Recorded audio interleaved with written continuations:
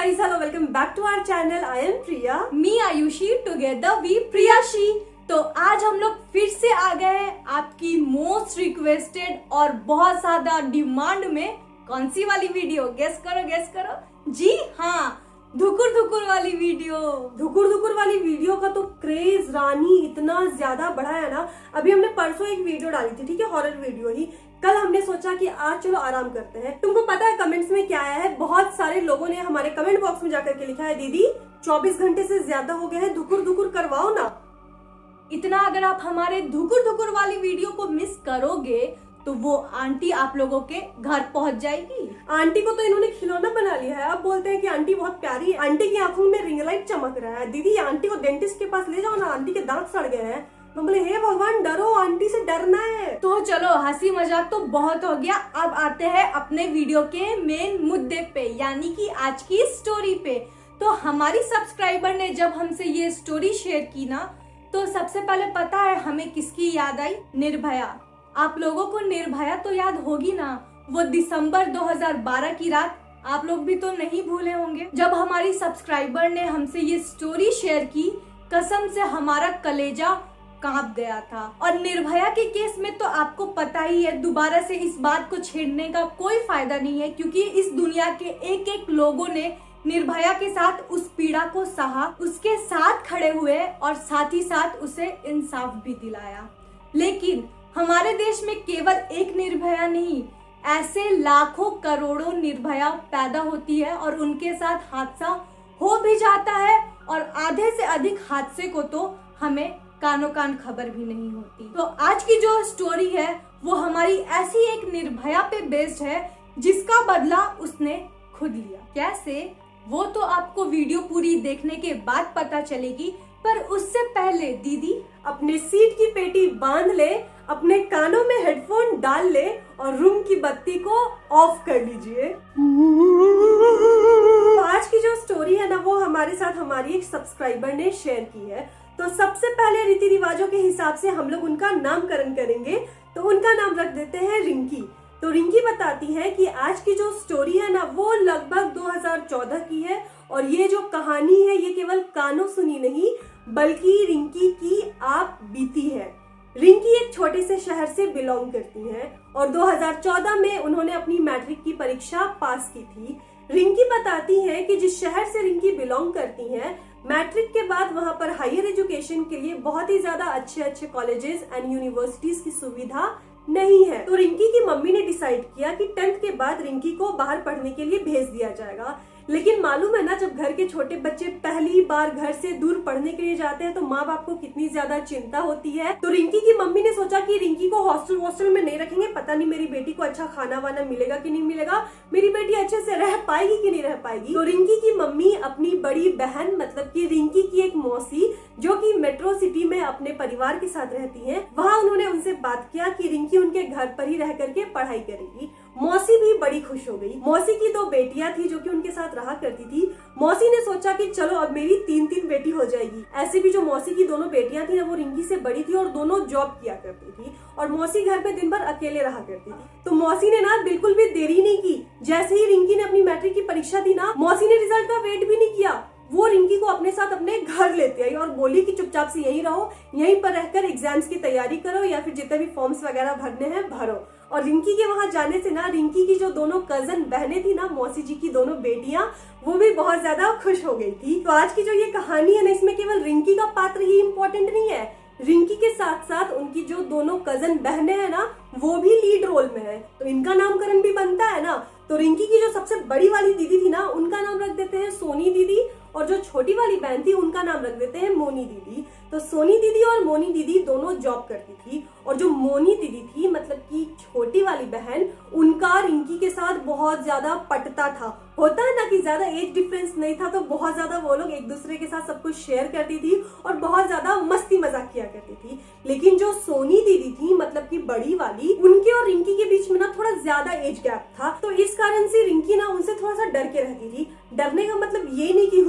कांप रही है, डरने का मतलब रिस्पेक्ट करती थी, कुछ भी नहीं बोल देती थी सोनी दीदी के सामने। ऐसे भी जो सोनी दीदी थी ना, नेचर वाइज बहुत ज्यादा डिसिप्लिन्ड थी, वो ना अपने आसपास हर चीज को डिसिप्लिन्ड वे में देखना चाहती थी और थोड़ी स्ट्रिक्ट भी थी। और भाई होना भी चाहिए, जब घर के आप बड़े बच्चे हो जाते हो ना तो थोड़ा स्ट्रिक्ट रहना चाहिए, अदरवाइज घर के सारे छोटे सर पे चढ़ जाते हैं, जैसे ये मेरे सर पे चढ़ गई है। काश मेरे को बचपन में ही ये बात रियलाइज हो जाता। खैर, अपने दुख की गाथा कभी और गाएंगे, आओ स्टोरी को कंटिन्यू करते हैं। तो रिंकी अपने मौसी और दोनों बहनों के साथ उस परिवार में बहुत अच्छे से घुल मिल गई थी और रहते रहते 1.5 साल भी हो गया था, किसी को पता भी नहीं चला। और अब रिंकी के 12 बोर्ड आ गए थे। तो मौसी की जो बड़ी बेटी थी यानी कि सोनी दीदी और रिंकी एक साथ ही एक रूम शेयर किया करती थी, क्योंकि रिंकी के 12 बोर्ड थे और साथ ही साथ जो सोनी दीदी थी वो भी गवर्नमेंट जॉब्स की तैयारी किया करती थी। तो दीदी ने ये तय किया था कि मोनी के संगत में रह के रात भर ये लड़की मूवी देखेगी, उससे बेटर है कि ये मेरे साथ रात भर रहे, ताकि मेरी नजर इस पर रहे कि ये अपने बोर्ड्स के लिए तैयारी कर रही है या नहीं, और मेरे को एक कंपनी भी मिल जाएगा। तो सोनी दीदी और रिंकी का रात का ये रूटीन होता था कि वो कम से कम 2 बजे तक तो पढ़ाई करती ही थी। लेकिन एक बार की बात है, रिंकी की तबीयत कुछ ठीक नहीं लग रही थी, तो वो अपनी दीदी को बोलती है कि सोनी दीदी हम थोड़ा सा लेट जा रहे हैं, मे बी 1-2 घंटा सोने के बाद मेरे को अच्छा फील हो। तो सोनी दीदी रिंकी से बोली कि कोई बात नहीं, तू सो जा, पता नहीं क्यों आज मेरी भी तबीयत कुछ ठीक नहीं लग रही है। तो हम भी क्या करते हैं, 10-15 मिनट देखते हैं, अगर मेरे को ठीक नहीं लगेगा तो हम भी लाइट्स बंद करके सो जाएंगे। तो अब रिंकी आराम से रात को सो जाती है। 2:30 से 3 बजे के बीच रिंकी को किसी की बहुत जोर से चिल्लाने की आवाज आती है और रिंकी का नींद टूट जाता है। रिंकी अचानक से चारों तरफ उठ के देखती है तो उसे सोनी दी कहीं दिखाई नहीं देती। उसके बाद रिंकी बाथरूम चेक करती है तो सोनी दी वहाँ पर भी नहीं होती है। इसके बाद रिंकी बालकनी में जाती है तो वो देखती है कि सोनी दी बेहोश पड़ी हुई है। ये देख के रिंकी बहुत ज्यादा डर जाती है और झट से अपनी मौसी के रूम में जाती है और उन्हें बुला के लाती है। इसके बाद सोनी दी के फेस पे पानी छिड़का जाता है और सोनी दी जब होश में आती है तो मौसी जी उनसे पूछती है कि बेटा तुम ठीक तो हो ना। इसके बाद सोनी दी का जो रिएक्शन था ना वो बहुत ही वियर्ड था। सोनी दी बोलती है, क्या हुआ, तुम लोग यहाँ क्यों हो? अरे तुम लोग जाओ, ऐसी भी बहुत रात हो गई है, तुम लोग जाके अपने रूम में सो और मेरे को भी सोने दो। इसके बाद रिंकी को लगता है कि शायद सोनी दीदी की भी तबीयत ठीक नहीं थी, इसी कारण कमजोरी से दीदी बेहोश हो गई होंगी। उसके बाद रात में सब अच्छे से सो जाते हैं। अगली सुबह होती है, सब लोग नाश्ते के टेबल पर बैठते हैं, सारे लोग नाश्ता कर लेते हैं। नाश्ते के बाद मौसी जी सोनी दी को बोलती है, आज डॉक्टर का अपॉइंटमेंट ले लेना और चल करके एक बार बॉडी चेकअप करवा लो, जो होगा पता चल जाएगा। तो सोनी दी पता है क्या बोलती है पलट करके, अरे पागल वागल हो क्या, कुछ नहीं हुआ है हमको, हल्का सा सर घूम गया था, ज्यादा ना दिमाग मत लगाओ, हम बिल्कुल ठीक है।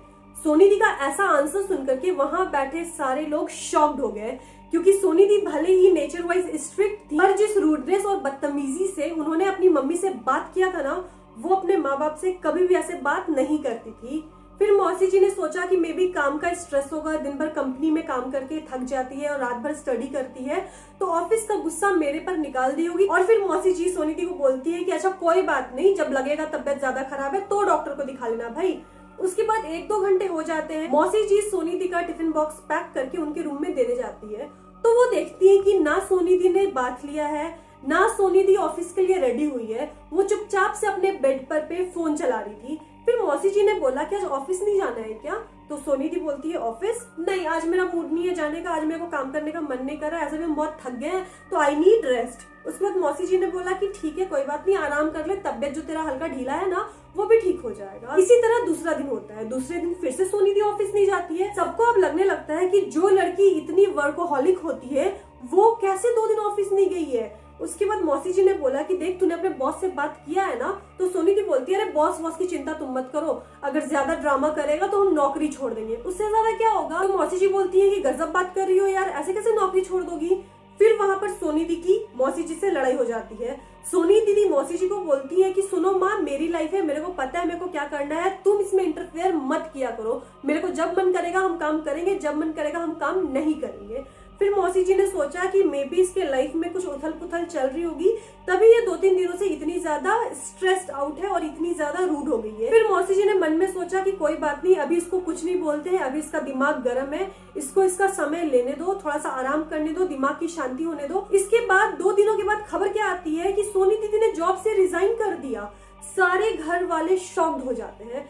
फिर मौसा जी समझाते हैं मौसी जी को कि देखो उसको गवर्नमेंट जॉब की तैयारी करनी थी ना, तो मे भी ऑफिस का बर्डन बहुत ज्यादा बढ़ जाता होगा, दैट्स व्हाई उसने नौकरी छोड़ दी होगी ताकि उसको प्रिपरेशन के लिए टाइम मिले। तो मौसी जी ने सोचा कि हाँ बात तो सही है, लेकिन यहाँ पर ना सोनी दीदी का बिहेवियर पूरी तरह से चेंज हो चुका था। घर पर रहने के बावजूद भी सोनी दीदी बुक्स को टच तक नहीं किया करती थी, और जो सोनी दीदी रिंकी पर पूरे टाइम नजर रखती थी कि वो 12th के बोर्ड्स की तैयारी ठीक से कर रही है कि नहीं कर रही है, ना उनको अब अपनी चिंता थी और ना रिंकी की चिंता थी। रात भर मूवीज देखा करती थी, और जब रिंकी उनसे कहा करती थी ना कि दीदी थोड़ा सा साउंड कम कर दो ना, मेरे को पढ़ना है, तो वो रिंकी पर चढ़ जाती थी, रिंकी को डांटने लगती थी कि तू मेरे को सिखाएगी मेरे को क्या करना है, छोटी है छोटी जैसा रहे, वरना अपने घर चली जा, ज्यादा दिक्कत हो रहा है। तो फिर रिंकी को भी उनके बात का बड़ा बुरा लगा। फिर रिंकी ने क्या किया, अपने सामान को मोनी दीदी के रूम में शिफ्ट कर लिया, और फिर उसने डिसाइड किया कि वो अपना रूम अब मोनी दीदी के साथ शेयर करेगी। अब सोनी दी ना दिन पे दिन अग्रेसिव और एरोगेंट होते जा रही थी। घर वाले को ये चीज भी समझ में नहीं आ रहा था कि सोनी दी को आखिर किस बात की इतनी फ्रस्ट्रेशन है। उस घर में एक भी दिन ऐसा नहीं बीतता था जिस दिन सोनी दी के कारण उस घर में कलह या कलेश नहीं हुआ। खासकर तीज त्योहार के टाइम पे सोनी दी का पारा इतना ज्यादा हाई हो जाता था। अरे भाई, उस दिन किसी की मजाल है कि किसी के फेस पे स्माइल रहे। तो रिंकी हमें बताती है नवरात्रि स्टार्ट होने वाली थी और हम लोग तो सब नवरात्र के टाइम अच्छे अच्छे कपड़े तो खरीदते ही है, तो सबने बाजार से बहुत अच्छे अच्छे कपड़े खरीदे थे और रिंकी खुशी से 3 ड्रेस ली थी और तीनों ड्रेस खुशी के मारे वो सबसे पहले अपनी सोनी दी को दिखाने गई। जब वो अपनी ड्रेस सोनी दी के रूम में जाके उन्हें दिखाने लगी तो सोनी दी की आंख ऐसे लाल हो गई ना कि जैसे रिंकी उनकी सबसे बड़ी दुश्मन हो। सोनी दी ने चिल्ला के बोला कि तुम्हारी हिम्मत कैसे हुई, मेरे रहते तुमने अपने लिए नई ड्रेस ले ली और मेरे लिए कुछ भी नहीं लाई। इसके बाद जो सोनी दी ने घर में नीचे जाके हंगामा किया है ना कि आस पड़ोस के लोग भी आके देखने लगे। उसके बाद उन्होंने रिंकी के, मोनी दी के, मौसी के जितने भी नए नए कपड़े आए थे ना, सबको कैंची से काट दिया और साथ ही साथ माता रानी की मूर्ति थी, बहुत कुछ थे, सबको उथल पुथल करके नष्ट कर दिया। तो इस घटना के बाद घर का माहौल इतना ज्यादा खराब हो चुका था ना, और मौसी जी भी इतनी ज्यादा तंग आ गई थी सोनी दी से कि उन्होंने डिसाइड किया कि इस बार नवरात्रि नहीं करेंगे। उन्होंने हाथ जोड़कर मन में ही माता रानी से माफी मांग ली कि माता रानी हमें माफ करना, घर का माहौल इतना खराब है ना, लोगों का मन इतना दुखी है कि हम लोग चाह कर भी मन से आपकी पूजा नहीं कर पाएंगे, तो हम पर आशीर्वाद बनाए रखना ताकि अगले साल हम लोग आपकी धूमधाम से पूजा करेंगे। तो उस साल उस घर में ना ही दशहरा अच्छे से मनता है, ना ही दिवाली ठीक से मन पाती है, और ना ही आगे आने वाले पर्व। तो चलो जैसे तैसे तो समय कट जाता है, फिर भी अभी तक ना घर वाले ना इस चीज को लेकर के उतना ज्यादा वरीड नहीं थे। सब लोग सोच रहे थे कि ये मूड स्विंग होगा या किसी चीज का टेंशन होगा, समय के साथ ये ठीक हो जाएगा। तो उस घर का रूटीन था ना कि संडे के दिन पर नॉनवेज बनता था। तो एक दिन की बात है, मोनी दीदी और रिंकी, मतलब कि छोटी वाली दीदी और रिंकी डिसाइड करते हैं कि चलो शाम में हम लोग टहलने के लिए बाहर चलते हैं, फास्ट फूड एंड गोलगप्पा वगैरह खाएंगे, उसके बाद चिकन लेकर के घर लौट आएंगे। तो उस टाइम पर ना उन्होंने सोनी दी से भी पूछा कि दीदी आपको हमारे साथ बाहर चलना है क्या? तो दीदी ने बोला कि नहीं, तुम लोग जो, मेरे को मूड नहीं है। उसके बाद वो लोग मार्केट के लिए निकल जाती है। चाउमीन, चाट, गोलगप्पा सब कुछ खाने के बाद जब वो लोग चिकन के दुकान के साइड आ रही होती है ना, तो उन्होंने दूर से ही क्या देखा कि उसी शॉप पर सोनी दीदी ऑलरेडी है। तो उन दोनों ने सोचा कि सोनी दीदी यहाँ पर क्या कर रही है? अभी तो हमने घर पर इनसे पूछा था कि आपको आना है कि नहीं आना है, और ये आकर चिकन खरीद रही है। उसके बाद जैसे ही वो लोग सोनी दीदी की ओर आगे बढ़ते हैं ना, तो थोड़ी सी नजदीक जाने के बाद वो लोग क्या देखते हैं कि सोनी दीदी ना चिकन की शॉप पर जो भी लेफ्ट ओवर्स होते हैं ना, लाइक इंटेस्टाइन और पता नहीं क्या क्या, जो कि ह्यूमंस नहीं खाते हैं, वो सब एक प्लास्टिक के पैकेट में खरीद रही थी। उन्होंने सोचा कि ये कौन सा ये शौक पाल ली, ये जाकर घर में बनाएगी क्या? फिर उन्होंने उस चीज को चुपचाप से रिकॉर्ड किया अपने फोन से और कुछ नहीं बोला सोनी दीदी को, और फिर चुपचाप से उनको देख रही थी पीछे से कि आखिर वो क्या क्या हरकत कर रही है। फिर सोनी दी वो चीज खरीदती है, प्लास्टिक में बांधती है और अपने पर्स में डाल लेती है, और फिर वो चुपचाप से घर चली जाती है। उसके पीछे पीछे मोनी दीदी और रिंकी भी घर आती है। घर आने के बाद उन्होंने सोनी दीदी की एक्टिविटी पर नजर रखना शुरू कर दिया और सोनी दीदी घर आने के बाद ना एक बार भी जिक्र नहीं करती है कि वो बाहर गई थी, चिकन के शॉप पर गई थी या फिर वहां से क्या क्या खरीद करके लाई थी। रात में डिनर के टाइम पर मौसी जी ने सोनी दीदी को जब डिनर के लिए बुलाया तो सोनी दीदी पता है क्या बोलती है कि नहीं मम्मी, मेरा पेट बहुत ज्यादा दर्द कर रहा है, आज मेरे को ना डिनर करने का मन नहीं है, तुम लोग खा लो। इसके बाद ना मोनी दीदी को और रिंकी को ना उनके ऊपर डाउट होता है कहीं वो चिकन का आंत वात तो नहीं ना खा रही है। उसके बाद उन लोगों ने सोचा कि रुको, इस पर ना रात भर नजर रखेंगे कि आखिर ये लड़की कर क्या रही है। फिर वो लोग ना रात भर उनके रूम के बाहर पहरा देती है और डोर में वो हल्का सा होल होता है ना जिससे हम अंदर झांक सकते हैं, वो लोग उस पर नजर रख रही होती है। रात के 1 और 2 बजे वो लोग क्या देखती है ना कि सोनी दीदी अपने पर्स में से वही चिकन का लेफ्ट ओवर्स निकालती है और उसमें ब्लड लगा रहता है। उसको धोती भी नहीं है, पकाती भी नहीं है और कच्चा खाती है। लाइक लिटरली एक इंसान पहले तो कच्चा मांस खा नहीं सकता, डाइजेस्ट नहीं कर सकता, ऊपर से यार उसमें ब्लड था। लाइक छी, ये सोच के ना वोमिट जैसा मन कर जा रहा है। वो चीज देख करके ना दोनों बहनें बिल्कुल शॉक्ड हो जाती हैं। उन लोगों को पता तो चल जाते हैं कि यहाँ भाई कुछ गड़बड़ है, क्योंकि ये हमारी बहन नहीं है, हमारी बहन ऐसा नहीं कर सकती और ये हमारी बहन का एक नॉर्मल इंसान नहीं है। नॉर्मल इंसान कच्चा मांस पचा ही नहीं सकता, पर पता नहीं ये कब से ये सब गंदी गंदी चीजें खा रही है और कब से पचा रही है।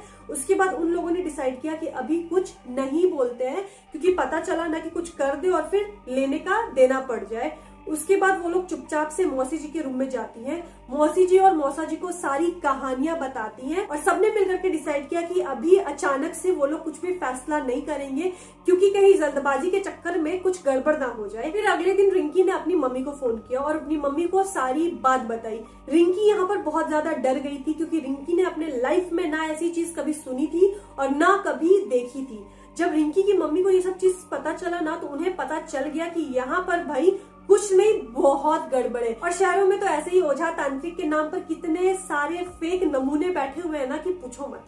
तो रिंकी जैसा कि एक छोटे से शहर से बिलोंग करती थी, तो रिंकी की मम्मी वहां से ही एक ओझा को अपने साथ उस शहर में लेकर के आती है और लेकर के आने के बाद ना डायरेक्टली घर पर नहीं जाती है, वो लोग चुपचाप से होटल में बैठ करके वेट करते हैं। उसके बाद मौसा जी सोनी दीदी को लेकर के किसी बहाने से घर के बाहर निकलते हैं। जैसे ही मौसा जी और सोनी दीदी घर के बाहर निकलते हैं ना, मौसी जी रिंकी की मम्मी को फोन करके घर बुलाती है। रिंकी की मम्मी ओझा के साथ घर आती है और ओझा पूरे घर को चेक करते हैं। वो जब सोनी दीदी के कमरे में जाते हैं, सोनी दीदी का बिस्तर, सोनी दीदी का पर्स, सोनी दीदी के कपड़ों को चेक करने के बाद ओझा ने साफ साफ बोल दिया कि इस पर किसी बुरी आत्मा का साया है और ये जो आत्मा है ना बहुत खूंखार आत्मा है। और जब उन्होंने ओझा को बताया ना कि वो कच्चा मांस खाती है और खून खाती है, तो ओझा ने बताया कि ऐसा काम एक खूंखार आत्मा ही कर सकती है जो कि खून की प्यासी होती है। फिर ओझा ने बहुत अच्छे से पूरे घर की तलाशी ली, जांच परख के ये डिसाइड किया कि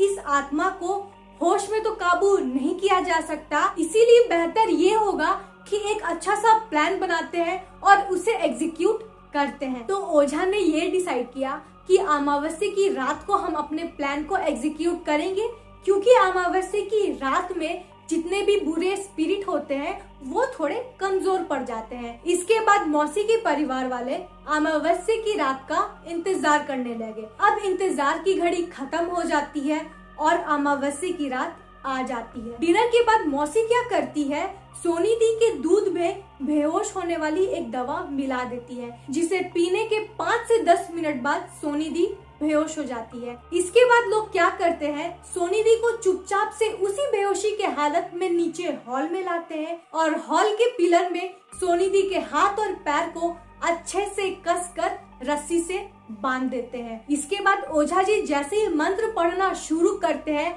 इसके बाद का जो मंजर होता है ना वो देखने लायक होता है। सोनी दी तो बेहोशी की हालत में रहती है, लेकिन आंख बंद किए ही सोनी दी का जो शरीर है वो छटपटाने लगता है। वो तो अपने होश में नहीं रहती है, लेकिन वो बहुत जोर से चिल्लाने लगती है और वो जो चिल्लाने की आवाज होती है ना वो बिल्कुल भी सोनी दी जैसी नहीं होती है। ऐसा लगता है कि उनके अंदर से कोई बहुत ही ज्यादा गुस्से में चिल्ला रहा हो और चिल्लाने के साथ साथ बीच बीच में सोनी दी के अंदर से रोने की भी आवाज आती है। सोनी दी के बंद आंखों से ही आंसू भी गिर रहे होते हैं। ओझा जी अब लगातार मंत्रों का उच्चारण कर रहे होते हैं, सोनिधि के शरीर पर पानी फेंक रहे होते हैं। इसी प्रोसेस के बीच में सोनिधि के अंदर से आवाज आती है कि ये अब तू हमको छोड़ दे वरना बहुत बुरा हो जाएगा। ये रिएक्शन के बाद ओझा जी तुरंत सोनिधि से पूछते हैं कि तू कौन है और तू इसके शरीर में क्यों आई है। इसके बाद सोनिधि के अंदर से आवाज आती है कि हम इसको कुछ नहीं करेंगे। तब ओझा जी बोलते हैं अगर इससे तेरा कोई दुश्मनी नहीं है तो तू इस बच्ची को परेशान क्यों कर रही है। ये सुनते ही सोनिधि के अंदर से वो आत्मा बोलती है कि तेरे को इस बच्ची का परेशानी दिख रहा है, लेकिन इतने साल से जो हम परेशानी में है तुम लोग को वो परेशानी नहीं दिखाई दे रहा है। ये सुनने के बाद ओझा जी अब थोड़े नर्म हो जाते हैं। इसके बाद ओझा जी प्यार से उससे पूछते हैं कि तुमको क्या परेशानी है, अगर तुम हमसे परेशानी नहीं बताओगी तो हम तुम्हारे परेशानी का निवारण कैसे करेंगे बच्चा। इसके बाद सोनिधि के अंदर की जो आत्मा थी ना वो बिलख बिलख के रोने लगती है। ऐसा लगता है कि नहीं पता वो कितने दिन से प्यार की भूखी हो। और इसके बाद जो वो जवाब देती है इसका आप लोग अंदाजा नहीं लगा पाओगे। इसके बाद सोनी दीदी के अंदर की आत्मा रोते हुए पता है क्या बोलती है, वो बोलती है ना कि आज से 3 साल पहले 4 लड़कों ने मेरे साथ मिल करके जबरदस्ती रेप किया था। उस समय एक लड़की होने के कारण, मेरे अंदर उतनी ताकत नहीं होने के कारण हम उन लोगों का मुकाबला नहीं कर पाए। हम चिल्लाते रहे, बिलखते रहे कि कोई तो आ जाए मेरी मदद के लिए, पर कोई नहीं आया। उन दरिंदों ने मेरे साथ रेप करने के बाद मुझे जिंदा ही जमीन के नीचे गाड़ दिया ताकि उन लोगों को पुलिस की सजा नहीं हो। ये सुन करके वहां पर मौजूद सबकी आंखें नम हो गई थी। लाजमी है कि अकाल मृत्यु के बाद उस आत्मा का इतना गुस्सा होना जायज है। फिर वो आत्मा बताती है कि उसकी आत्मा आज भी उन लड़कों के खून के लिए तरस रही है। ओझा ने उस आत्मा से बोला कि तुम्हारा बदला तो ठीक है, पर तुम इस बच्ची के शरीर में कैसे आ गई। तो आत्मा वहाँ पर बताती है कि वो रात में अपने छत पर खड़ी थी, इसके बाल खुले हुए थे, इसके बाल बहुत अच्छे हैं और साथ ही साथ ना इसकी खुशबू मेरे को बहुत आकर्षित कर रही थी और इसकी खुशबू के कारण हम इसके शरीर में आ गए। फिर ओझा ने प्यार से उस आत्मा को समझाया कि देख बेटी, जीते जी तो तू कभी शांति से रही नहीं, मरते वक्त भी तू शांति से नहीं मरी, तो अभी भी मरने के बाद अपनी आत्मा को क्यों तकलीफ दे रही है। तो उसने बताया कि मेरी आत्मा को कभी शांति नहीं मिल सकती क्योंकि ना ही मेरा अंतिम संस्कार हुआ है। फिर ओझा ने सोनी दीदी के फैमिली के साथ मिलकर के डिसाइड किया कि वो लोग उस आत्मा का अंतिम संस्कार करेंगे और उसे मोक्ष की प्राप्ति करवाएंगे। यहाँ पर ये आत्मा की कहानी सुनकर ना हमें बहुत दया आ गई थी। हम लोगों को अभी तक क्या लगता था कि सारी नेगेटिव एनर्जीज बुरी होती है, पर ऐसा नहीं होता है। नेगेटिव एनर्जीज भी अच्छी और बुरी दोनों टाइप की होती है। बहुत सारी नेगेटिव एनर्जी तो प्यार की भूखी होती है। यहाँ पर वो नेगेटिव एनर्जी ना बस सोनी दीदी के शरीर में एक पनाह लेकर के आई थी, क्योंकि वो भटक रही थी, रहने के लिए उसके पास कोई जगह नहीं था, तो उसने सोनी दीदी को चुन लिया। जब ओझा ने उससे ये बोला कि तू इसके शरीर से निकल जा, इसको बिना तकलीफ दिए, हम लोग तेरे को मोक्ष दिलवाएंगे, हम लोग तेरे को शांति दिलवाएंगे ताकि आज के बाद से तू शांति से रह सके, वो आत्मा खुशी खुशी मान गई। उसके बाद सोनी दीदी के फैमिली वालों ने उस आत्मा का दाह संस्कार किया। जितने भी रिक्वायर्ड रिचुअल्स होते हैं ना हिंदू धर्म के हिसाब से, वो सारे रिचुअल्स पूरे किए। उसके बाद उस आत्मा ने भी खुशी खुशी सोनी दीदी के शरीर को छोड़ दिया। सोनी दीदी के शरीर से आत्मा तो निकल गई थी, लेकिन अभी तक सोनी दीदी को होश नहीं आया था। इसके बाद बिना किसी देरी के सोनी दी के परिवार वालों ने जल्दी से सोनी दी को हॉस्पिटल में रेफर कर दिया। वहाँ पर सोनी दी के बहुत सारे टेस्ट वगैरह हुए। टेस्ट में पता चलता है कि सोनी दी का लीवर थोड़ा सा अफेक्ट हो चुका है, यानी कि जो वो मुर्गे की दुकान से क्या क्या अजीबोगरीब चीज लाके कच्चा खाती थी ना, जिसके कारण उनका लीवर थोड़ा सा डैमेज हो गया है। इसके बाद सोनी दी का 3-4 महीने इलाज चला। थोड़ा टाइम लगा सोनी दी को रिकवर होने में, लेकिन फाइनली अब सोनी दी भी स्वस्थ है। तो दोस्तों आज की वीडियो बस यही तक थी। ये वीडियो डरावनी तो थी, but at the same time बहुत ज्यादा इमोशनल भी थी। वी होप कि आपको ये वीडियो पसंद आया होगा, और अगर ये वीडियो पसंद आता है तो इस वीडियो को लाइक जरूर कर देना। और अगर आप हमारा प्यारा प्यारा फेस पहली बार देख रहे हो और हमारे इस चैनल पे नए हो तो प्लीज इस चैनल को सब्सक्राइब किए बिना मत जाना। मिलते हैं अपने नेक्स्ट वीडियो में, तब तक के लिए